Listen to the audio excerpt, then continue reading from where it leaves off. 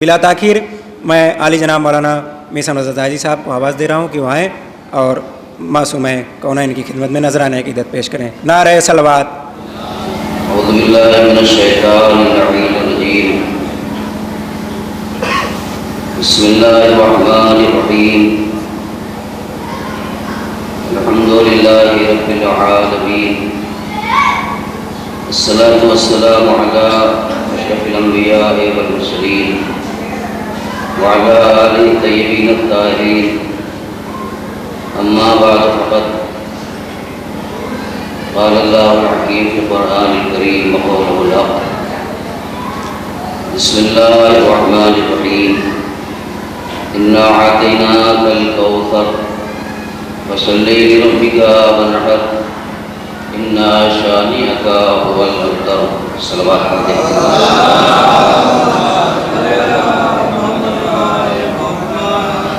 Gram قدر، وقت مقررہ 10 منٹ ہے، کوشش کروں گا کہ انشاءاللہ اس سے بھی اور پہلے اپنی مضامین کو مختصر الفاظ میں سمیٹ کر کے آپ کی بارگاہ سماعت میں حاضر کروں۔ حضرت شہزادی کونین فاطمہ بنت رسول ثقلین کی ذات مقدسہ وہ ذات ہے کہ جس کی تشریح قرآن مجید کی مختلف آیات کریمہ کے ذریعے سے اللہ نے اعلان کیا اور واضح کیا ہے۔ ان تمام آیات کی تشریح اور اس کی تفسیر بیان کرنے کا یہ وقت نہیں ہے، البتہ مختصراً عرض کرتا ہوں کہ اللہ نے عالم انسانیت کی ہدایت اور رہبری کے لیے انبیاء اور معصومین کا جو سلسلہ رکھا ہے، شہزادی کونین کی مختصر حیات 18 سال کی ہے، لیکن یہ 18 سالہ زندگی ان تمام انبیاؤں کی طویل ترین زندگی پر حاوی ہے جن کو اللہ نے انسانیت کی رشد و ہدایت کے لیے بھیجا تھا۔ جناب آدم سے لے کے خاتون سے پہلے تک جتنے انبیاء آئے، اس خاتون کی 18 سالہ مختصر ترین زندگی، عملی زندگی، علمی اور عملی زندگی نبیوں کی زندگی پر حاوی ہے۔ وہ اس اعتبار سے میں نے ابھی کل کی مجلس میں عرض کیا تھا کہ انبیاء کی بیٹیاں بھی تھیں، انبیاء کی ازواج بھی تھیں اور انبیاء کی مائیں بھی تھیں۔ تو اس تینوں رخ سے شہزادی کونین کو جب آپ انبیاء کے آئینے میں آپ دیکھیں گے، دنیا کی عام بیٹیوں اور عام زوجہ اور عام ماؤں کا تذکرہ نہیں کر رہا ہوں، میں انبیاء کے درمیان میں رہ کر کے جناب زہرا کا یہ تینوں کردار بیان کرنے کا یہ شرف حاصل کر رہا ہوں کہ اللہ نے جو تینوں درجہ آپ کو عطا کیا تھا، نہ کسی اور انبیاء کی ایسی بیٹی جیسی آپ بیٹی بن کے رہی،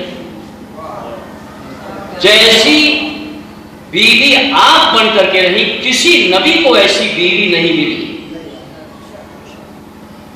اور جیسی ماں کا کردار آپ نے ادا کیا ہے، کسی نبی کی ماں نے ویسا کردار ادا نہیں کیا۔ اس اعتبار سے شہزادی کونین کی عظمت فہرست انبیاء میں بلندی پر ہے، معراج پر ہے اور بڑی اونچائی پر ہے۔ قرآن کی مختلف آیات اس کے اوپر گواہی دیتی ہیں، اور یہ جو آیت تطہیر پڑھی جاتی ہے یہ صرف طہارت اہل بیت کا اس میں اعلان نہیں ہے، شہزادی کونین کے چوطرفہ کردار اس کے اندر سمٹے ہوئے ہیں۔ آیت تطہیر کے اندر چوطرفہ کردار آیت تطہیر کے اندر سمٹے ہوئے ہیں۔ آپ قرابتداری کے اعتبار سے، رشتہ داری کے اعتبار سے، ریلیشن شپ کے اعتبار سے آپ اس آیت تطہیر کے اوپر اور اس کی گہرائی اور گہرائی کے اوپر نظر دوڑائیں گے تو آپ کو معلوم پڑے گا کہ آیت تطہیر میں شہزادی کونین کی صرف طہارت ہی نہیں ہے، بلکہ شہزادی کونین کی چاروں رخ کی زندگی کا احاطہ ہے اس آیت تطہیر کے اندر۔ اور کچھ اور باتیں ہیں جو مختصر وقت میں بیان کرنے کی کوشش کر رہا ہوں کہ جناب زہرا جو ہے رکن ہدایت کا وہ عظیم ترین رکن ہے۔ رکن ہدایت، ارکان ہدایت سے جیسے پیغمبر اسلام ایک عظیم ترین رکن ہے، مولا کائنات رکن ہدایت ہے، اسی طرح سے شہزادی کونین کو بھی رکن ہدایت کہا گیا ہے۔ یعنی ہدایت کا پورا دار و مدار جن ذوات مقدسہ پر ہیں، ان ذوات مقدسہ میں سے عظیم ترین ذات مقدس شہزادی کونین، اور خود پیغمبر نے کہا ہے کہ اس میں کا پہلا رکن ہدایت میں ہوں، میرے بعد رکن ہدایت میرا جانشین علی ہے، اس کے بعد تیسرا رکن ہدایت میں میری بیٹی فاطمہ زہرا ہے۔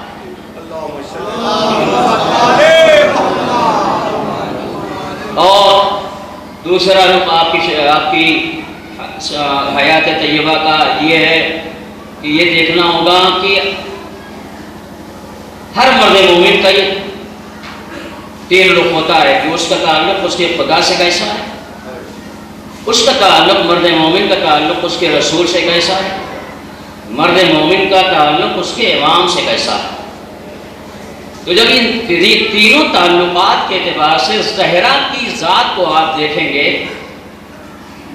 تو جتنا گہرا تعلق سیدہ کونین کا اپنے خدا سے رہا ہے،